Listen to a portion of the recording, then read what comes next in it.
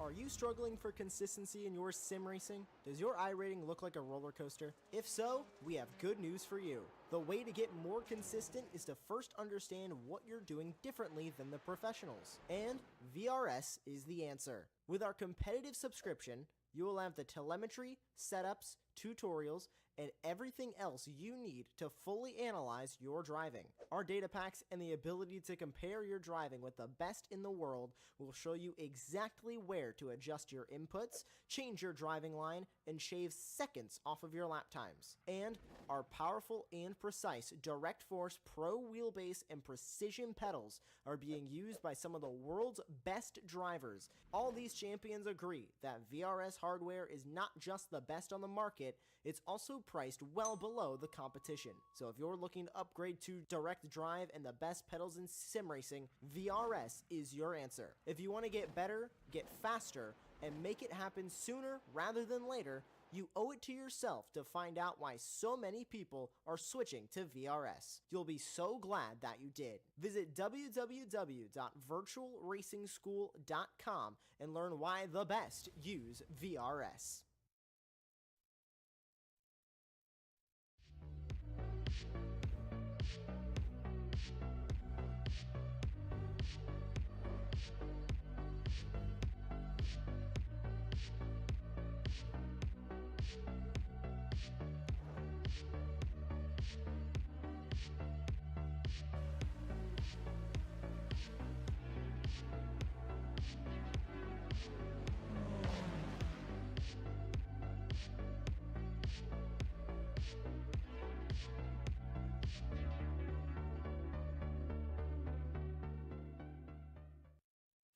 Hello and welcome to the late Apex here from the Apex Racing TV esports studio. My name is Sam Fitzpatrick, and alongside me is David Sampson, and over the next hour or so we're going to be talking about all the latest in the world of sim racing, including some surprising stats about Forza Horizon. We're going to be talking about the release, the full release, the V1.0 release of LMU. We're going to be talking about the repercussions of the Spa 24 controversy, the state of esports when it comes to iRacing, especially when it comes to PESC, some worrying signs when it comes to that, and all the latest as well when it comes to the Apex brands. David, how are you? It's like only yesterday we were doing this, just a 6-day break. I know, you're a lucky guy. And the viewers are lucky as well. 100%. No, nice to be back. It's wet and cold out, but still warm. Like, it's been warm in this part of the country, I swear, for too long now. But I'm good. Cannot complain. I think I just talked about the weather when you asked about sim racing. I'm getting old. Yeah, you're getting British. British. I should have said British, not old. Yeah. Let's talk about first then LMU, shall we? Because their 1.0 has been released. This is the game. This is LMU. We're not in early access anymore. This is the game. And they managed to reach a peak player base, so 8,000 people they managed to reach. We've got the Steam charts here, and yeah, it was around 4,000 on the days leading up, but yeah, an 8,300 peak, and it's obviously will drop a little bit from there, but it's holding decently steady yesterday at least. Yeah, yeah, I was really pleased for him. I was racing at the time. It hit peak, so I was definitely one of those people when it peaked, because I remember the peak hitting while I was driving. You'd have to see it. And obviously we got the 1.0 release. My only comment, and I don't mean it, well, I suppose it's a negative, but I am a big Le Mans Ultimate fan. I've followed it since the beginning. I race it, I enjoy it, and I'm excited for it. But it did feel to me like the 1.0 was about the Aston Merc and the updated BMW, rather than what we really wanted, and that is a firm stance and stability. You know, like, yes, they're right. Look, end of the day, they were right. They sold lots of versions of the game. They hit peak. Everything they did, they were right. My opinion is wrong. Sure. Just put that in the bag there. But there were bugs. There were old bugs that were still bugs. And like when a practice server ends, the way it chucks you out is very harsh. You know, there's no smooth transition. It is harsh. And 10% of the time, it will close the entire sim when the practice server ends. Like it's like an out now, not a smooth, okay, you're out the practice server, what are you going to do now? But yeah, they did it. They 1.0'd the game. and I'm positive they're going to carry on working on the updates. I just hope, yeah, they can find, you know, like the launch of the new time model happened at a time when they were out at Le Mans, they were busy. It felt like they were pressured to that date and released it, and it wasn't finished testing.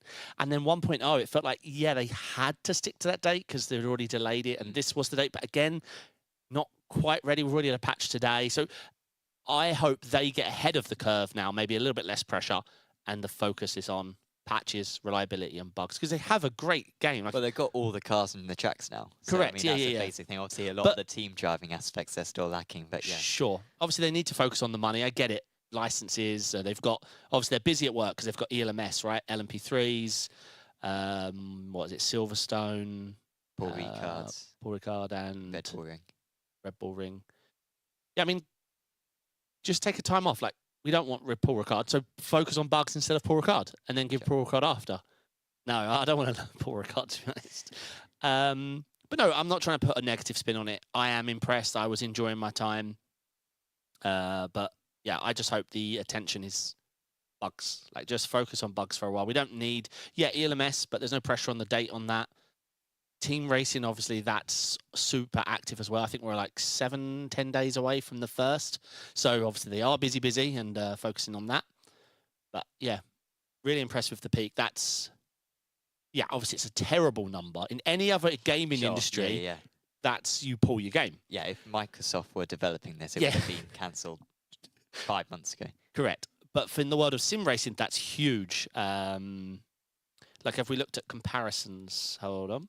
Obviously, apart from AC Evo. Yeah, I think I saw, in the traction article I was looking at, I think ACC at the same time, I think we're on about 3,500. And then AMS2 were on about 1,200, I believe. So that's sort of the comparison. So I think once this sort of balances out again, once we sort of like stop this peak, I guess LMU and ACC will be about even.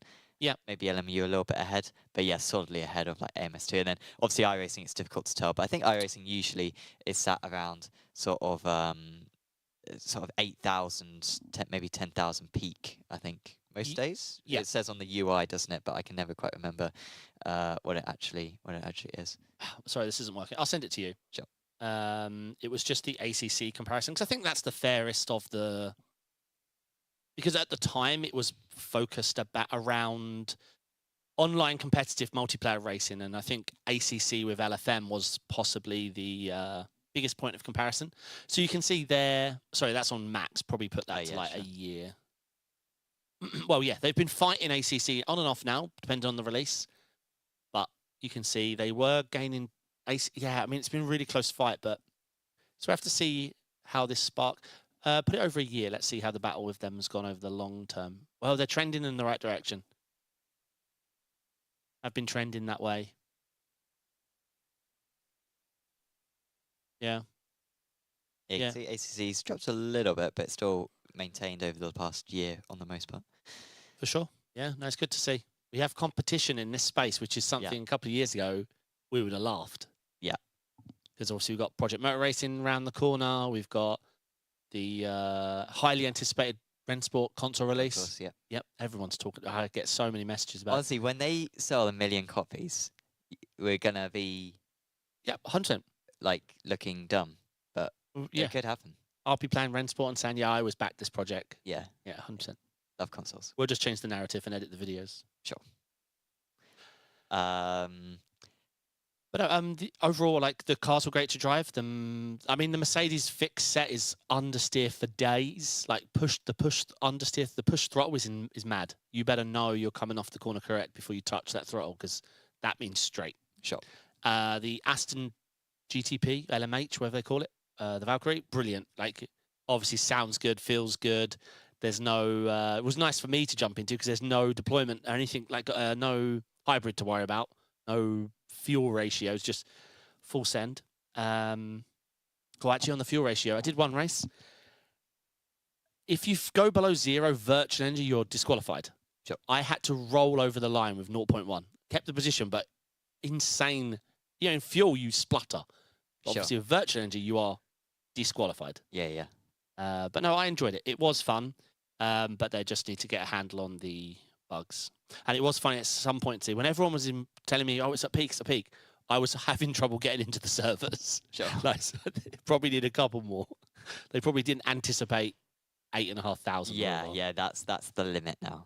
Anything more than that is a bit concerning. Well, let's move on to. Shall we talk about Spa 24? Yeah, this is and more the of a split 22 controversy. So obviously we talked about this last week, and yeah, Basic Ollie and a couple of others have already done more in-depth videos showing the footage. But yeah, basically a few very young real-life drivers were racing in the 22nd split of Spa 24 and caused mayhem basically in this. But a lot of people were calling them to be banned, and they have been banned indefinitely. And iRacing put out a rare public statement to say that they have been banned. Here is the statement. the conduct seen during last weekend's Spa 24-hour event where a team intentionally ruined other drivers' races was completely unacceptable. This was nice of them to come out and say, by the way. While we don't typically comment on disciplinary matters, the public nature of the incident warrants a response. Decisive action was taken and the drivers involved were suspended indefinitely. So I think how suspended indefinitely works, I think it's a 1-year ban, isn't it? No, sorry, it is an indefinite with you can appeal in 1 year. Sure. Sorry, yeah. iRacing does not tolerate this kind of behaviour in special events or any session. We take this incident seriously and our protest team reviews every protest received and responds accordingly. We appreciate the community's passion, i.e. calm down, boys, and support in helping us maintain fair, competitive and fun environment. Yeah, passion could be replaced with a few different words. It definitely. Obviously, I made this point before we took it too far. Yeah. Yeah, like, yeah. End of the day, it was the community who came out with the L, not the three drivers, ironically. Sure. But yeah. So yeah, I think you can appeal in a year. By that, before anyone starts getting angry, it doesn't mean they'll be like, "Oh, you've said sorry, it's good." No, we don't know. You appeal in a year, and they can say no, and then you wait. I don't know if you then have to wait another year. I don't think so, but I haven't gone through this personally. Yeah, I mean, you sound like a friend of yours, right? Yeah. Friends went through all this stage, and yeah. No, I honestly have never been banned. Not even for a day. People thought I got a voice ban for a very long time, but it was when I set up my stream PC, I couldn't quite get the audio routing back to iRacing. Right. Definitely want a voice ban. Sure. Yeah. For sure. Yeah. It wasn't. Of course. Yeah, I don't think there's much to cover on this. Also, while we're talking about Spa 24, the issue with the results not being published after they found the issue. So. Oh, what? So the results were like, did they have to manually do the results again? I don't even think they've done it. They said they did it. Maybe they have. Maybe you can view it, but it's not in my profile. Career does not show I did it. But have you got the iRacing gain? Oh, they sorted that. Yeah, they sorted that. That defo worked. Sure. But they found the issue. So hopefully that's been addressed and patched and will no longer happen. Sure. But yeah, wow, we've talked about Spa 23 3 times now. It was quite controversial. Yeah. Then again, actually, when was the last completely non-controversial special event? It's hard to, from the tyre grass dipping days to the red line thing to, I mean, it's better than the servers not working like it used to be 5 years ago, where every single thing it would be, oh, shame, half the drivers couldn't race because the servers, or there was a 4-hour delay on the race start. Nowadays, it's just weak stuff like this. Oh, there were some teenagers in split 22. Let's get angry about it. The Daytona 24, not enough people ever talked about what Apex were doing. And it all got focused on Williams and the coming out the pits and Spets being banned and everything. But Apex that year wasn't cheating, but what they did was really clever. The bump drafting was on a whole nother level. Yeah. They were lifting. Well, of course, one was a lap down. Yeah, and not driving through the bus stop, so that they were so slow on exit that they'd pick up like, I'm not using fuel. Now I'm just going to go through the bus stop, wait for a taxi. Oh, here it is. I'm going. It was brilliant. Yeah, that didn't get enough attention. Moving on to a quick mention for, this is a little bit slightly off topic, but Forza Horizon. I just saw an article from Traction about it. Just weird stats, and maybe it demonstrates maybe sort of Forza Horizon, but also just the gaming industry generally. Is that Forza Horizon is the highest new game on PS5 this year, despite it being 4 years old. Obviously, was made available on PS5 for the first time this year Ah. after being Xbox previously. And I mean, one, it demonstrates that clearly on PlayStation there's a lot of demand for Forza Horizon. The other thing it demonstrates is that there's not many sort of popular new games, I guess, in terms of Yeah. like people are very happy to stick with existing games rather than buy new I releases. do get it. Racing games, the ones we like and the ones that are even close, are very, from a gaming perspective, boring as hell. Forza Horizon is the racing game that takes it to the complete opposite. Street racing, online multiplayer servers where you're just there to chill, have fun, drive over mountains. I see every kid I mention, like, oh, I play racing, do you want to try it? They're playing Forza Horizon. Sure. They play 2 minutes of anything I'm playing. It's like, this is boring. Yeah. Like, yeah, fair point. You are right. Yeah, I agree. I like tenths. Why do you think I'm using this? Yeah, you like cliff jumping. Yours does look more fun. Yeah. Yeah, I'm tempted to do a street race. That would be brilliant. Mm. But no, tenths. Well, in our game that we've designed for ourselves, where it's like, Yep. no, there's no licensed cars, there's no licensed tracks. Yep. You drive between the venues Yep. of the tracks, and yeah, brilliant. like those made up sort of circuits where you are driving in an urban environment. Yep. Or like I was saying, 1880s Wild West stuff like that would be more fun. 100%. But unfortunately, we haven't got the backing yet. It's to just make that game. It's just on pen and paper at the moment. It's just on pen and paper, yeah. All we need is just befriend a billionaire. Because how much do you think we need to make this game? Probably, how much does it cost? Like 10 million quid? Would that be enough? I mean, I'll do it for 4. Yeah? Yeah. Okay. Yeah. Take a few years. Yeah. Oh, so you're developing it. You're writing all the program For yourself. 4 million quid, I'll do anything you want. I will find a way for 4 million quid.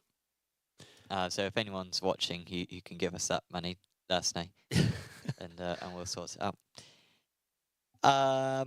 Let's talk about PESC qualifiers, or the lack of PESC qualifiers. So This is concerning. it is concerning. So basically, so anyone who follows the ARL leagues will know that generally we always have a Porsche Cup season which copies the PESC qualifiers, and it always starts. I didn't realise this. I thought it started later in the year, but it always starts in sort of middle of July, late end of July. We've passed the dates where it usually starts, basically, for PESC qualifiers. The way that it works is that you do PESC qualifiers, which is like an official series. You do 6 races in that, and then You literally join the officials. yeah, Yeah, and it's your champ points that exactly. go towards your So you got multiple splits, and actually sometimes it can work better to win split 2 than to correct. Then 5th in because- top split. Exactly, because split 2 is so high strength of field anyway. So it's a bit of a weird official series in that sense. And then if you're in the top or if you're at the top 15, then you go into contenders, and then it's the bottom 15 of the previous PESC season also contend in the contenders. And yeah, for the last 3 years, it's been very consistent. I think like sort of July 16th to July 24th. 20th, yeah. It's always in that range. But there's been no announcement this year. Now, what we should say is that whenever they do announce it, it's always literally next week it's starting. Like they give Sure. 10 days notice usually. So maybe maybe it's just a couple of weeks late. But obviously there is the potential that what's going on with PESC next season, because they need more drivers. We need this qualifying process to form the grid. Yeah, obviously I'm not going to name any names, but I know lots of drivers who are nervous. Like, this happens like clockwork. Has been this way for 3-4 years. So for no announcement, probably the most nerve-wracking thing. Like, I feel like I know you say it like, oh, it's a week ahead of time, but I feel like an announcement would come to let people know it's late. Sure. But yeah, it's it's strange to see because we're also going through a bit of I don't know how much we can talk about what is public and what's not, but a bad state right now of esports in iRacing and the availability for the next year or so. Well, to be honest, I will say this. I will go on the record. The upcoming next 18 months look less like esport prize money than, I think you mentioned this, even pre-COVID. Especially COVID. COVID had much more opportunity. Sure, we have eNASCAR, so I will change my statement to road and Formula. Yeah. I guess dirt oval though as well. Like there's some big iRacing Pre-COVID and Yeah. beginning of COVID. I remember the World Championships and stuff. Yeah, World of Outlaws, championships. I actually, so fun fact. When I joined iRacing, I used a coupon code. And ironically, I'm the luckiest man in life. It ran out on Black Friday. And then I renewed on Black Friday. And then my renewal date's always been Black Friday. I'm the luckiest guy in the world. But it was a dirt oval Outlaws code that I used. That got me, I don't know, a month of... I don't remember what it got me. But I used a World of Outlaws style code at the time. But yeah, it must be scary. Because... I mean, I'm just going to make up a number now because we can, because we're behind the cameras. Let's say 30-40% of teams, iRacing teams, are built around this one event. Yeah. It's so much bigger than all the others. They work together, build set, because you could, of course, you don't have to drive for a team, PESC. Not only is the driving top quality, but the setup building. Like, if you're going to fly this on alone, you've got no help. Whereas, sure, a team of guys, they can... not only work on the setup together, but work together through the races. Like, how many times have we seen in the trenches, in that 10th position, what's so crucial in PESC, when 2 or 3 drivers, they can work together and get each other through. And yeah, if one of your drivers is a little lower in points, you can let them in front and protect them. And going alone must be, I mean, what was it, contenders last year? Like 16 Coanda drivers or whatever it was. The wet race we saw, there was like 7 Coanda guys all next to each other in the track. Going alone must be horrible. So that's why I made up a percent of an amount of iRacing teams formed around the idea of working together, prize money sharing, like with the team and stuff. And so it's going to be a weird state in the next 12 to 18 months how that all pans out. Yeah. Not sure what's going on with PESC. Hopefully it's nothing too big, hopefully but, there's hopefully it's just a change of date. Yeah. Or change of format. We will see. Moving on to SimLab. They have unveiled another collaboration with Mercedes, and this is an F1 sim racing cockpit that they have released. But you're wondering why, David? Why on earth did you put this on there? Why are we talking about this, David? I think it looks good. I think it's a good price. It's not that expensive. I'm sure maybe anyone who's watching along, they're probably thinking, "Oh, it's I'm going to shock you. Grand. This includes the seat. Okay. Yep. You got it open. Yeah. Yeah, this includes the seat. I think it's 1,599, 1,600 euros. All right, it's branded, so you are paying a little extra for the cost. But if you zoom in on that top pick, the second top pick, that one. I think it's a classy looking Formula style rig with a nice seat, and a good seat can set you back quite a bit of money. It's a fully featured rig. Like, I'm not saying it's the cheapest rig in the world, but SimLab. I mean, look, I have lots of rig partners. I've worked with other rig companies. I'm going to say the statement: SimLab drew the plans for what everyone uses today. SimLab, was it the P1X or the whatever the first, that, was a turn moment. That's a sim rig. People, if a child watches 1,000 streamers and draws a sim rig, they're drawing a P1X. They templated what we all use today. So they know what they're doing. And I don't hate this. No. And we've covered so many rigs where we talk about them, but we're secretly under our breath like, this is so stupid. Like, whereas this one, yeah, I mean, it's nice. It's nicely branded, looks nice, it's black, the seat matches, you get the seat thrown in. It's a very F1 style seat as well. It's sort of living up to sort of the the name. That I don't know. Maybe it's just the angle. That looks so leaned back. You know, I've never tried. I think that sort of position. I think I've never. I don't know what it would feel like. Whether I would just like need to go to the hospital after an hour, or maybe it'd be quite like Well, you say that, but at least comfortable. Maybe we never have our head against the seat when we race. Imagine your neck if you are sim racing. Lewis is one of them who. How? I couldn't, mate. Yeah, I don't know why he does it. But in a Formula rig, yeah, imagine your neck would thank you. I do a weird thing which I only noticed in PEC GB, where I sort of I sort of look and I think I go like Well, you're that, checking the but apex.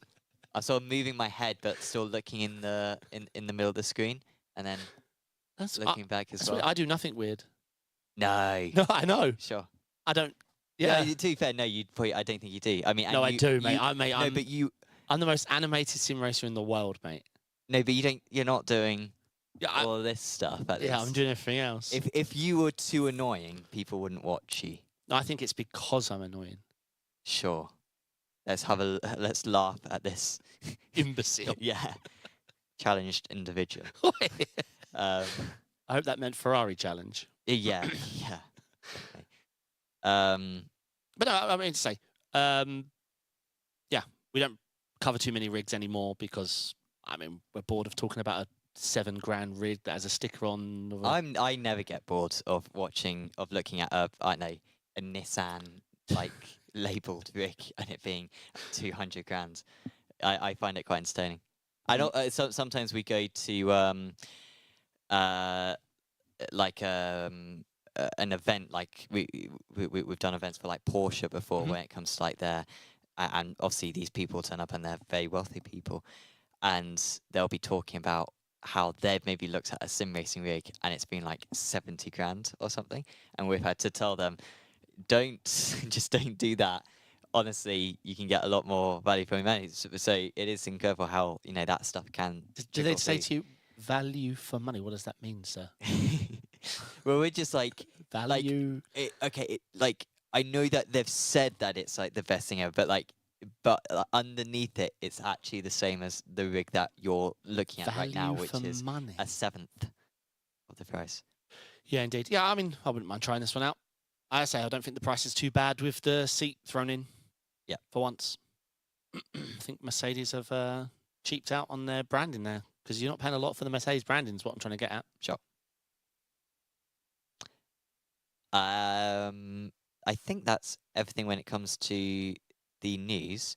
In Apex Racing Team, and you would have watched this one, Chris Hill had a fantastic result. Of course, we are in the eNASCAR Coca-Cola iRacing series, and Chris is one of our drivers, and he got his best results of the season. Managed to finish in 4th position at Indianapolis. Yeah, so, yeah, I watched every lap. He had a big incident at the beginning, which forced him onto a strategy that turned out to be I want to say second best strategy, but there was really only one driver that pulled off one or two drivers that pulled out the best strategy, but it put him on a really good strategy. I thought he was going to win it. Yeah. At one point, I felt like he was on the best strategy, but it's hard to know how much damage he had from the original accident. So, when I'm watching the NASCARs, I look at, I'm really just looking at the draft trains, but mostly the fuel and tyres. I can tell now if it's 2 tyres, 4 tyres, no tyres, and you're looking at when they fueled and how prime their lap. When you get down to those last 10 laps, all that matters, to be honest, is how many laps have your tyres done. If you have a low number, you're probably going to win this. And at one point, Chris had the best tyres, only by 1, but he was also high up that group. So it really looked like he was in a prime position, but like I said, you never quite know. I never know the damage element because he was in a big wreck at the beginning. But it was a good race. Well, it was a good race, but the last couple of laps, it was just where there'd been such strategy deviation, they just couldn't stop yellowing because some people are out there on like prime tires, can take any line. Some guy, one guy who was really frustrated. You could like see it when he went to camera, angry as hell with this yellow. Just had to box because of fuel. He was on. He proved yellow restart after yellow restart. You know his tyres were old, but he could hang on to the lead, and that's what you need, right? But he just couldn't. He just would. They just like guys. No one else would let the race finish. Yeah, correct. Yeah. And he had to just box. He's like, yeah. How many green-white checkers is it before they? I don't know, but this was so many that we finished under a yellow. Not that I wanted to go to bed at 3 odd in the morning. No, sure. No, I was happy. But yeah, it was yellow. But I say there was such a deviation on the tyres. Some people could barely hold the low line and they were just tracking up. We had other guys who could just, I can just hold the line. Like, no, I always say, I don't know if I'm right, but yellows breed yellows. Yeah. Especially if you get them early on and people start boxing and you get this alternate strat thing going on. So it gets to a cycle where you just can't stop yellowing. You've got some replays for us. Yeah, just a couple of clips from Apex Racing TV these last few days. This first one is a crash from the Rick Motec World Challenge. And in that one, I mean, you'll be able to see for yourself. Let's take a look at these GT3s. Yeah, this looks Just like watch Ethan Bass, Mike roughly in Damage, the background. down the back straight here. We've got contact, Larry, Oh, hello. I don't really understand the velocity in which he came back onto the circuit because he went off not super speed and then he just absolutely comes back. Yeah, I'm not sure about the rejoin speed there as well. Sorry. We've got a replay of it as well,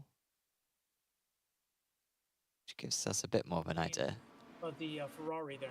So it's obviously clipped from behind. Look at what happened to Dan Carrillo, and I think that perhaps in the Acura, is that not hard? And I think we had Chad Sebring, and I'm not sure about that. Oh, you've got another replay. I don't think I've watched it this far so far. An Acura come across his bow. Yeah, and I think the other car Wow. What a bounce. Yeah, that weren't right. Bit of netcode interference there. May have lucked out without too much damage, but here we go on board here with Chad Sebring as he's got the wreck right in front of him. And he's just boing. Yeah, Chad did nothing wrong there. You expect some loss of speed into the wall contact. That's always something that I think all sim racing games struggle with is the energy absorption from a wall. 100%. You saw just bounce off. Yeah. Surprised it's still quite as weak as it. Well, iRacing as well, especially like it's always seemed like the weight of the cars, physics-wise, through the tire, the weight's correct, but every crash, the cars like they bounce up in the air. They roll, but they don't seem like their weight's correct. And then when you hit a rubber wall, he increased speed. Yeah. I want your opinion on this instance. Oh, here we go. You're not going to clip it though, and everyone rants that I'm wrong. Less than a tenth now on toward the right hand of the car. Yeah, I mean that was the Mercedes' fault. Show me again. Towards a tenth we go. Less than a tenth now on toward the right hand of the car. And there goes the Ford Mustang. I think we might have some more replays. So this was for the lead in Apex Racing League GT3 trophy. Young was on older tyres. Wazowski was on fresh tyres. Protested. Yeah, I think that's probably going to be a penalty. It's a tricky one. Like how much space I don't know. Go back one more time. This one, the replay. There, slow it down. Go to like half speed. Let's analyze this. I'm going to make one last opinion. Let's see. Enhance. Yeah. Because this one will certainly be protested. No, it's on the Mercedes. Yeah. The Ford leaves at all point enough room to keep racing, and it's not him that comes over to the left. It's the car that is not alongside, to quote stupid F1 rules, but he's not significantly alongside at any point. And then they come out, and then it's him that tracks out into the Ford. Yeah.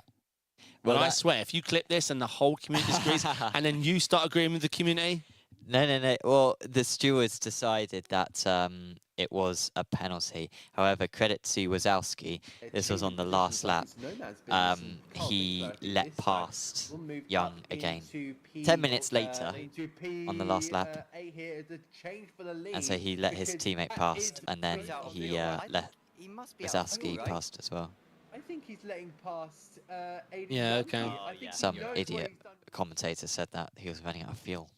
Don't know why you'd think that. Why would you? Yeah, that would be a really dumb take. Yeah, I mean, you've just watched like an hour-long race, and clearly he's fine. Why would you? You know what the pit stop times were. Yeah, no, yeah, that would Don't be know what that that would be a guy was dumb take. chatting Yeah. about. Yeah, so yeah, that's all the clips. I didn't include any clips from Aero Endurance, but there were a couple of good ones. And thank you for everyone who tuned in. Apex Racing League Endurance 2025 last week, I think was our highest stream count in It was fun race. a long time. Yeah, where is it? 3.4 thousand views. So yeah, I don't think there's anything we've streamed in the last 4 years. Basically since lockdown, which has had more views, which is very positive. So thank you to everyone who tuned in. Yeah, I mean, it was a fun race. I think the team dynamic and the multi-class, I think it's just in a good state right now. I'd say I wish there was a bit of weather influence. Like, I mean, just a couple of rain clouds that. Sure. Because yeah, I think I'm having rain fatigue with just rain on. Sure. I don't think anyone actually wants that. Like No. the whole practice wet, the qualifying wet, the whole race, just absolutely chucking it down. Because every IRL race, they just it doesn't happen. I think you should tune in for GT3 Trophy on Tuesday, because that's the weather forecast. So dry all the way, and then I think it's basically at the start of race 2 where it's just going to pour down with rain. Whoa. So that might be quite entertaining. But Yeah. obviously, that's a forecast. Maybe the rain will come Yep. at the end. Maybe it will come before race 1. Like It's the difficult stuff. TCR, that TCR, Yeah. that was it. That's what rain always should have been. Not monsoon. It's just affecting the strategy. Yeah. Some guys are going one way completely. Some start on the wets to preempt it, and I think it's fantastic. But yeah. Yeah, I'm excited for the next. When we got the next endurance round. 2 weeks. Nice. Looking forward to that. So yeah, sign-ups are not open. I didn't reopen sign-ups, so you cannot sign up for that. But That's good marketing. Everyone's glad you brought it up. Well, you can sign up for the other series, say, that we're doing. So there's Fox Tekka, which is a GT3 league. Yeah. There is ARTC as well. You can sign up to that mid-season. You can sign up for the remaining 5 rounds. That returns next week. I think that's everything. But you can still go to the Apex Racing League Discord in the description below and get the latest on any new series which are announced. Anything else that you wanted to talk about? No, as I say, yeah, LMU. I am really pumped for them. I think they've really executed this very well. I just hope they stick to. It's hard. I know they need to balance team racing and ELMS against bugs and stuff, but I want the focus to be on bugs. I want that to be how people start remembering the game and talking about the game. I don't add in ELMS and everything and team racing. It's all well and good, but if they add team racing and there's bugs, like if a teammate can't join, then it's the R Factor story again. Sure. Like they get one chance to do team racing. They've got they have a lot of happy people right now, but if they mess up team racing, then people will just quit R Factor 3. Sure. And if the team racing dies, then I think the future, especially, like I say, I'm always doing it from my perspective. So if people misunderstand, of course I'm doing it from my perspective. I am me. I do not want the team aspect to die. That's the bit I'm really excited about. That's the whole point, right? It's Le Mans Ultimate. It's WEC. WEC is endurance racing. The sprint's the sideshow. Yeah, everyone's excited about the sprints. I'm not. I want the endurance. I want team racing. And so I want the bugs fixed. So, yeah, I don't want one of the teammates not being able to join the server. Because we have those issues at the moment in sprint racing where you can't join the server or something goes wrong. But we can't have that for team racing. So I want the focus to be on bugs. But I'm very excited. Sure. And they have got a good track record of bug fixing. It's not like I just hope they keep it up. Definitely. Well, of course, we'll be back next week on Thursday to discuss everything that happens in the next few days.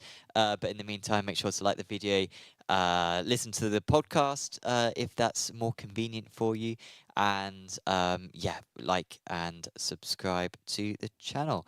But for now, from myself and from David, we'll say goodbye, and we'll see you back next time. Ciao.